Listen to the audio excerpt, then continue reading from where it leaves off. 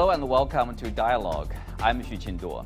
Shehbaz Sharif, leader of the opposition in Pakistan's National Assembly, has been elected the new Prime Minister of Pakistan.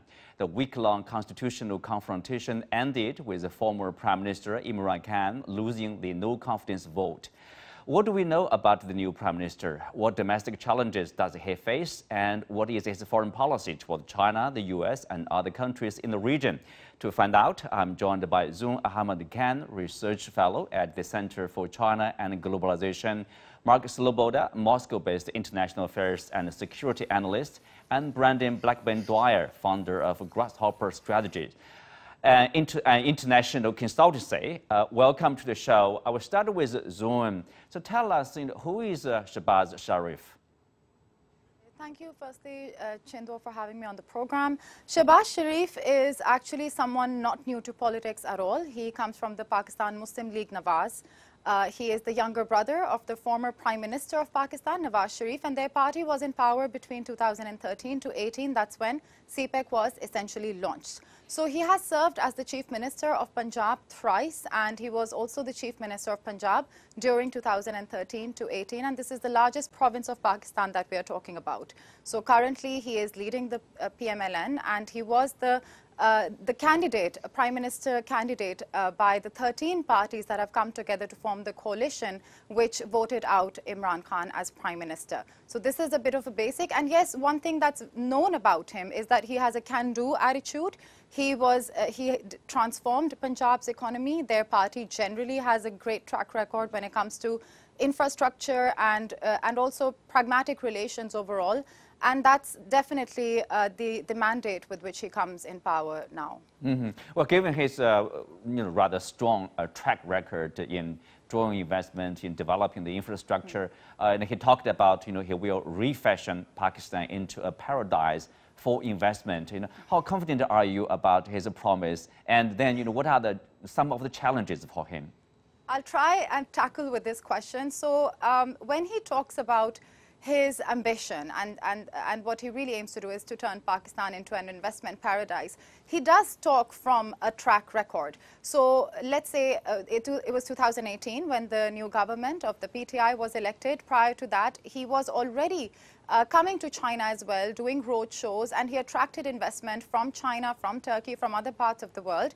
So that's something that he has been very strongly advocating, and it's something that he did successfully achieve as Chief Minister. And that is definitely what Pakistan needs. Pakistan is currently in the middle of an unfortunate economic crisis. It is partially the reason, maybe it is the biggest reason, that we had this vote of no confidence passed against Imran Khan to begin with. So that's going to be the priority, but the challenges are not only economic. As soon as he came in office, for instance, yesterday, he made some basic announcements to give people some basic relief, increase some salaries, and they're talking about renegotiating terms with the IMF.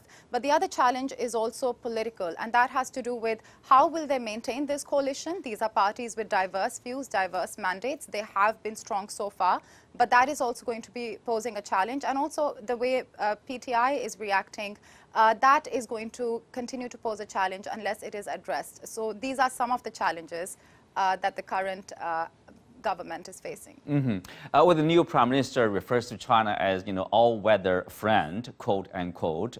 We know that two countries enjoy strong, traditional, friendly relationship with each other. And his first foreign trip is said to be to travel to Saudi Arabia and China. So tell us, what's the prospect of this relationship with China? Are we going to see the continuing, strong ties between the two sides? Firstly, I think I want to add that all political parties in Pakistan, all key stakeholders in Pakistan, and let's not forget the people of Pakistan, support stronger and better ties with China. They support the China-Pakistan economic corridor. And the difference generally between political parties is that their own approach towards development and solving economic issues, and also their own capacity, how well they can deliver, will determine the level of success this cooperation achieves. That said, it's true that PMLN in general had a great great working relationship with China. The first country that Prime Minister Shehbaz Sharif mentioned was China, that these ties need to be further strengthened. And we still want to talk about better utilization of the first phase of CPEC. Great progress has been made over these years, but the kind of flight of capital and investment that was being envisioned needs to be worked more towards. So that's definitely going to be a priority for Shehbaz Sharif. Yes, CPEC. Sharif also talked about improving ties with the U.S. So Mark, former Prime Minister Imran Khan talked about the regime change by Washington, because he went to Moscow right before the war. He was seen as pursuing a closer ties with Russia. Does Russia have any concern with the new government in Pakistan now about their relationship? Yeah. I don't think the Russian government currently has any concerns. Shehbaz Sharif, being the brother of the disgraced former Prime Minister Nawaz Sharif, is a known quantity. That said, it was quite clear that Imran Khan was pursuing a policy of better relations with Russia that was quite new for a Pakistani government. He was also extremely critical of the United States, its record in Pakistan, Afghanistan, and the world, which was also rather new. So I think that is where the key foreign policy distinctions between the former Prime Minister and the new Prime Minister lie. And Shehbaz Sharif is going to have to play a delicate balancing act, because the U.S. has grown increasingly aggressive and possessive of its partners in foreign relations. We have seen them make several threats of sanctions against India, for instance, for maintaining ties with Russia. If Pakistan continues trying to balance relations between the U.S. and China, or between the U.S. and Russia, while the U.S. is pursuing even its own allies with threat of sanctions amounting to blackmail, a domineering, hegemonic foreign policy, then that could lead to complications in his foreign policy plans. Mm-hmm. Zoom, we still have a couple of minutes, for this part. Tell us about, you said Sharif is pursuing basically a very objective, very pragmatic relationship with other partners, including India, actually. He was welcomed by the Indian Prime Minister Modi. Okay, so I think we'll go back a bit. That definitely, overall, I think, as my own perspective has always been that South Asian countries, we need better ways to cooperate, and especially Pakistan and India can benefit a lot. Ordinary people can benefit a lot if we try and step towards normalizing the relationship. But of course, when Prime Minister Shehbaz Sharif responded to Modi's congratulatory message, he also said that, of course, there's an issue of Kashmir, and that needs to be addressed, and that needs to be resolved. And that's something very important to Pakistanis. It's important to all Pakistani politicians. But I do feel that even from Indian analysts and many Pakistani observers, that there can be maybe a fresh start to negotiation, to dialogue that is much needed. So let's hope that things take a turn for the positive, because having animosity and active animosity is really not beneficial. And also, I'll remind our viewers that Pakistan has shifted to a policy of geoeconomics, and this is a policy supported by all parties and stakeholders. So we really want to shift towards having better avenues of cooperation and improvement in our economic relations with neighboring countries. Peace and stability, the priority. In the interest of every country. We'll speak of that. For the first time, Russian President Vladimir Putin talked about Bucha, saying that images and the footage of dead soldiers there were fake. Speaking at a press conference, Putin compared the Ukrainian allegations that the Russian troops executed civilians in Bucha to a chemical weapons attack in Syria years ago, which he says was staged by the West. So far, there has been no official investigation result on the Bucha killings, but this allegation of war crimes has led to the suspension of Russia's membership in the UN Human Rights Council and has reinforced support for Ukraine from the West. What more do we know about the investigation? Will Bucha be a turning point of the Ukraine war? And what more do we know about recent allegations that Russian forces used chemical chemical weapons in Mariupol. For this part, I'm joined by Yulia Baidenko, Associate Professor at Karazin Kharkiv National University and expert for the EU delegation to Ukraine's initiative, Team Europe Kharkiv, together with Zoom Ahmad Khan, Mark Sloboda, and Brandon Blackburn-Dwyer. So we'll start with Yulia. Would you please to respond to these remarks by President Putin? Well, actually, it is nothing new in this strategy. We also know that previously Foreign Minister of Russia denied that Russia even attacked Ukraine, you know, so they deny a lot. And for me, it's very similar to the informational moves when the MH17 aircraft was topped, and they tried to deny. Then they claimed that it is a false flag attack organized by Ukrainian side. Then also they tried to use bloggers and journalists who claim that it is actually actors who playing, you know, lying as dead people on the streets. But I want to inform you that even in Ukraine, the General Prosecutor Office already started more than 580 cases related to the crimes committed in Bucha. Well, Mark, obviously Russia has been accused of, war crime, atrocities, massacre. And President Biden from the United States for the first time called the Russian attack as genocide. So what's the understanding from Russia about the accusation, in particular the Bucha killings?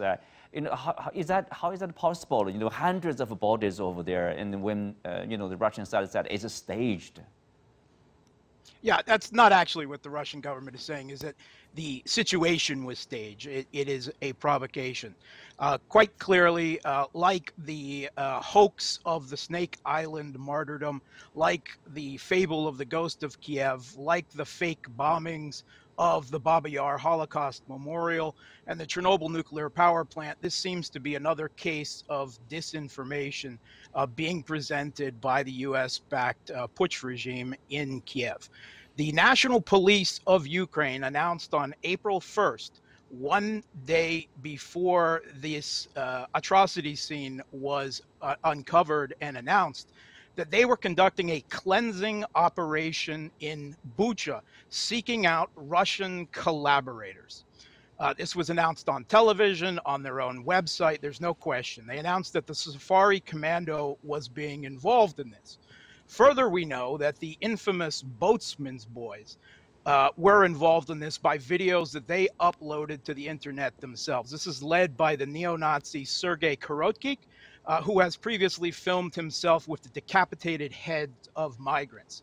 His forces were asking each other whether it's okay to kill everyone without blue bands signaling relation to the Kiev regime military forces, and it was replied yes. So we need to know, in any serious, objective, impartial investigation without parties to the conflict being involved, needs to ask the questions: how many collaborators did this cleansing operation find, and what did they do with them? And how many of these bodies discovered are the result of Kiev regime's own forces summarily executing, quote, collaborators, unquote? Because we have already seen this often in Kiev, as reported by the Ukrainian press, Ukrainska Pravda, and by their own Rada members, that they are summarily executing the officials, including one of the Kiev regime's first peace negotiators, Denis Kiriv, openly on the streets of Kiev in broad daylight for supposedly being traitors to the regime. So there is a track record and history there, and this seriously needs to be investigated. Brandon, what do you make of this Bucha situation? Obviously, Russia and Ukraine, you see both sides have their own accusation. And, for the first time, President Putin talked about the Bucha and calling it a staged scene over there. And so there, at least there are bodies, people got killed there, right? Yeah, people died. during a period that the Russian military clearly had full control of the area. It was an area that the Russian military claimed to have complete and utter control over. And as they pulled back, immediately frontline groups, reporters, Human Rights Watch, the Ukrainian military, found evidence of people that had been killed in ways that are consistent with war crimes. Now, war crimes is a legal term that we have to wait for sort of a larger investigation on, but when you see people, hundreds of people by some reports, with hands tied behind their backs, found face down on the ground as if they had been kneeling and executed, that is very clear evidence that there is most likely a war crime. And so all of the obfuscation, all of the claims of fake news or propaganda or this, that, and the other that Putin and his allies are making, I think are pretty clearly disproved by evidence on the ground. And we are seeing the Ukrainian authorities as well as international authorities, international rights groups trying to document as much as possible now, because they know that if they're really going to call this a war crime and bring anybody to justice, it will be after the conflict is over. Well, Yulia, obviously, of course, there are accusations and the counter-accusations. The way forward is really to have an independent investigation, probably from the UN or from the international community, so accepted by both sides without participation from both sides, and then collected evidence and presented to the international community. So is this the idea for the Ukrainian government right now? Yeah, for sure. Ukrainian I would government. say that it is. I mean, oh, I'm sorry. Sorry, Yulia, go ahead. Yeah, That's all right. Thank you. Well, Ukrainian government wants to be vocal about the cases, and actually there are a lot of politicians who visited Kiev or even Bucha themselves. I mean, the head of the European Commission, as well as numerous journalists who could stay in Kiev because it's more or less safe at the moment. And actually, I think that Ukraine trying to show that they are more open than Russia to these investigations. And actually, there were some misinformation from Ukrainian side, but they, after that, admitted and made any clarifications. I mean, not the bloggers who made some statements, but I mean, Ukrainian ombudswoman and Ukrainian prosecutor general who also admit that some cases weren't confirmed, and they also use the witness testimonies.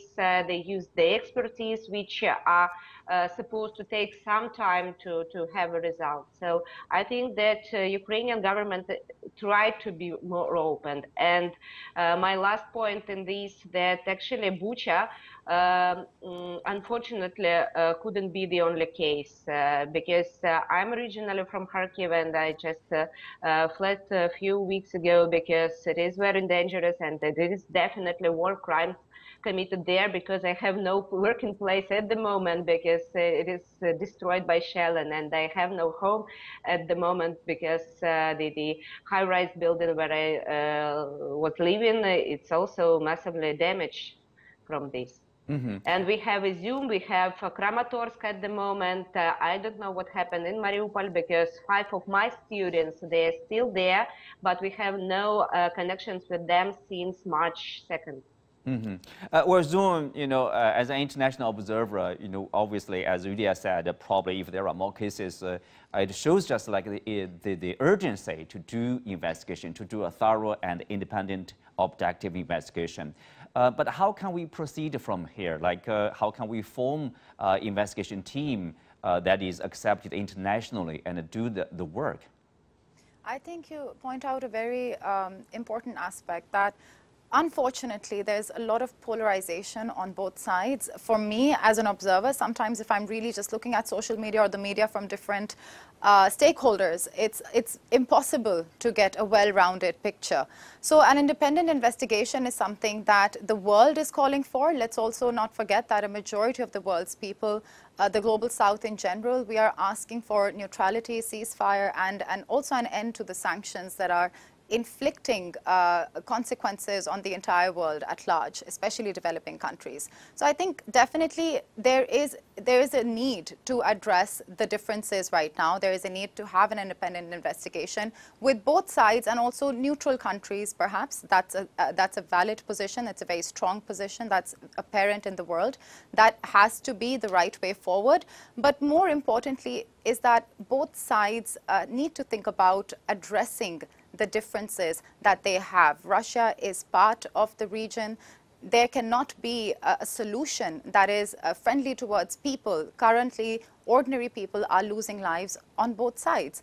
And that is something that the international community is, of course, condemning, and we want an end to the violence. So today the analysts from both sides, what can they propose to think of a ceasefire as soon as possible? Why isn't that being prioritized enough? Because this conflict is, as I mentioned, having global consequences, and that's something definitely that we need to think about solutions, and we need to think about addressing the solutions, the concerns of the other side. So bans on dissenting opinions and also being intolerant of moderate voices is something that is increasingly being seen. It's obviously a global trend, but when we are in the middle of a heated conflict, there has to be a more proactive effort to think about resolving differences and trying to understand what really are the concerns of the other side. Mm-hmm. Mark, one way probably to proceed, move forward is the participation of International Criminal Court. Do you think that's acceptable for Russia and also for Ukraine to have this court, to send prosecutors to do their investigation, for example, to look into the case? Yeah, well, see, there's a real problem right now because the Kiev regime authorities are all over what is quite clearly a war crime scene. And if they are one of the potential suspects involved in their cleansing operation of Bucha, then quite clearly there is a strong possibility of them tampering with evidence. There are also European investigators on the scene, and it can't really be denied that the European Union is a party to this conflict, a material party to this conflict, and clearly biased. Unfortunately, there doesn't seem much room for a real independent, impartial, and objective investigation. There simply isn't the mechanisms for it. The International Criminal Court has opened a general investigation into war crimes past and present. And we have to remember that the conflict in Ukraine has been going on for 8 years, with the regime in Kiev shelling its own people in the east of the country, which helped spark the Russian intervention. The problem is that the International Criminal Court, neither the Ukraine, Russia, nor the United States are parties to the conflict. And we have to remember that the United States actually sanctioned the prosecutors, judge, and the International Criminal Court itself when they tried to open investigation into the war crimes of U.S. military leaders and politicians in some of the many countries that they have invaded and regime change over the last few years. If this looks to follow suit to what happened with the OSCE in Duma, according to whistleblowers from within the OSCE, and it looks like it's going to be another type of kangaroo court, then Russia similarly will follow U.S. president and deny to be involved or accept any such investigation or its verdicts. Mm-hmm. Brandon, you want to respond? Spoken like somebody that's going to be accused of a war crime. Anybody that's supporting Russia right now is going to find any reason to deny that there's anything like objectivity involved in the situation. They're going to find fault with anyone that wants to investigate them, and they're going to make up lies, like you just heard, about cleansing campaigns by the Ukrainians. We're talking about a military force from Russia that invaded a sovereign nation under the justification that Ukraine has never been an independent country. This is a group that is engaging in rhetoric that aligns itself with eventual goals of cleansing and genocide, has on-the-ground military actions that are verifiably leading to claims of war crimes, because there are images of this happening. there's not going to be a criminal court that's going to be able to come up with anything other than this is an outcome. And we have people like Putin supporters basically saying no one else is objective, no one else can ever accuse us of anything, no one without sin can cast the first tone type of arguments. But the reality is this: the Russian military is in Ukraine killing civilians, doing things that are consistent with war crimes. We have evidence of it, we have videos of it, we have images of it, and there are on-the-ground investigators from groups from around the world, not just Ukrainians, that are there documenting the evidence. And when the time comes, I do hope that there is a formal trial. But then this is a question about, like, from whom the formal trial or investigation, by whom, and that it will be seen as objective enough or independent enough. As Mark said, I think he has a point. Like U.S., EU basically is a part, one of the parties to the war, and probably any evidence collected, say, from the U.S. or European Union, won't be accepted by the Russian side. And also, he made the point of the U.S. sanctioning the International Criminal Court. Remember. Criminal defendants do not have the right to deny evidence in court just because they don't like it. And the Russians won't have the right to deny a criminal investigation into war crimes just because it will find them guilty.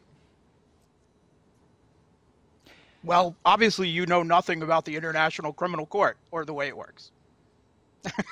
Go ahead, Mark. U.S. domestic law does not apply to the International Criminal Court. They're a party to the court. Unlike the United States, which is consistently not been a party to the court. Also, it was Putin's BFF, neither Trump, is the United States, neither is Ukraine. You have no idea what you are talking about. You're a huckster.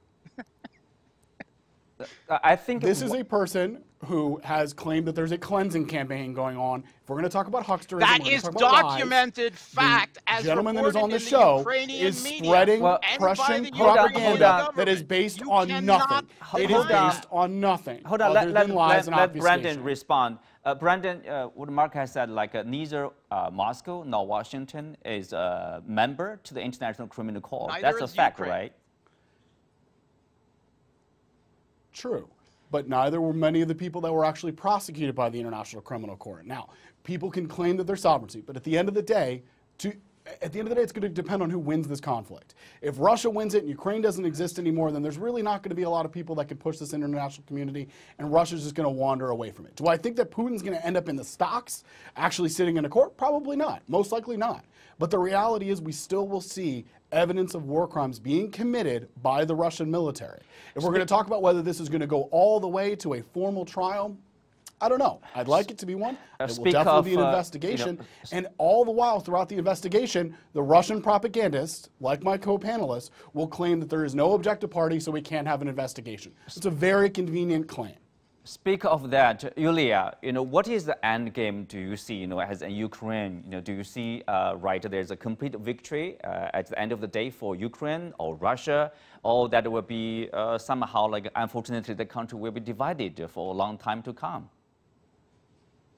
Well, it is a very complicated question, and there are different scenarios. And of course, when we are talking about, let's say, Bucha or other war crimes, we do understand that maybe public opinion in some countries change after that, or the reaction of the international and Western institutions get more decisive.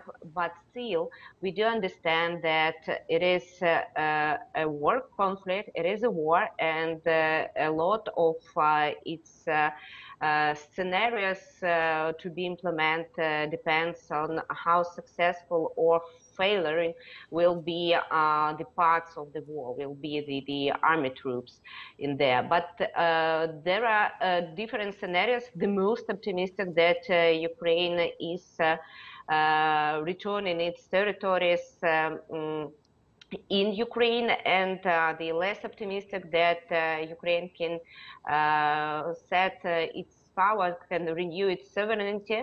But still there are bad scenarios that you mentioned, that these territories which are already occupied by Russia, I mean southern and eastern parts of Ukraine, they could be like a new Donbass area. We have to stop there, Yukia. And obviously, I mean, Ukraine would hope to have a united Ukraine over there.